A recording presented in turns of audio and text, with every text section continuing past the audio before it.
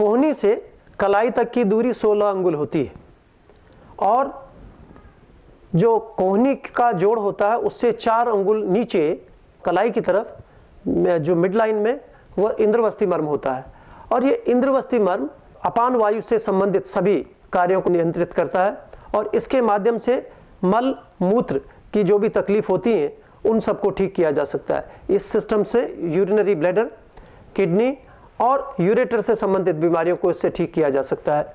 इंद्रवस्ती मर्म विशेष रूप से 45 से 50 वर्ष की उम्र से अधिक व्यक्तियों में होने वाली पेशाब की तकलीफ, जिसको बेनाइन प्रोस्टेटिक हाइपरप्लेसिया कहते हैं, ऐसे व्यक्तियों में आश्चर्यजनक रूप से फायदा करता है।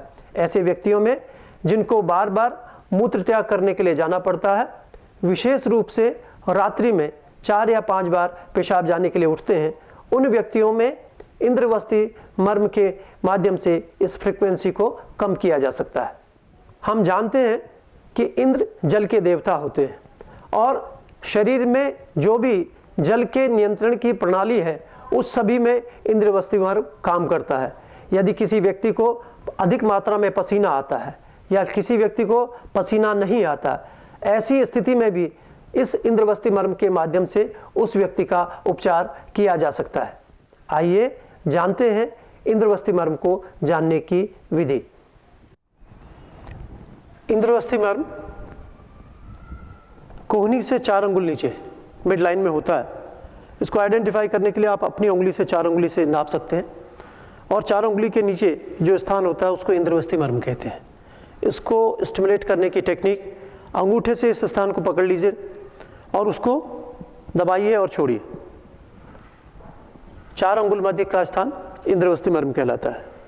ऐसी प्रक्रिया 15 से 18 बार 0.8 सेकंड के समय में स्टिमुलेट करनी चाहिए और ऐसी ही प्रक्रिया दूसरे हाथ में भी आप कर सकते हैं। यहाँ से आप नाप लीजिए 4 अंगुल नीचे, इसको 4 अंगुल ऐसे भी नापा जा सकता है और ऐसे भी नापा जा सकता है। 4 अंगुल के नीचे यहाँ पर जो स्थान होता है उसको इंद्रवस्ती मर्म कहते हैं। हाथ को रिलैक्स रखिए, हाथ को तिरछा करने से ये मर्म स्थान दूसरी जगह पे मिसप्लेस हो सकता है, इसलिए इसको बिल्कुल सीधा स्ट्रेट रखने की कोशिश कीजिए, लेकिन हाथ को तान के नहीं रखना है, इसमें कोई किसी ढंग का कोई खिंचाव नहीं होना चाहिए। तो इंद्रवस्ती मर्म को दबाने के लिए दूसरे हाथ के अंगूठे से इसको 0.8 सेकंड का स्टिमुलस और 15 से 18 बार इसको स्टिमुलेट किया जाता है।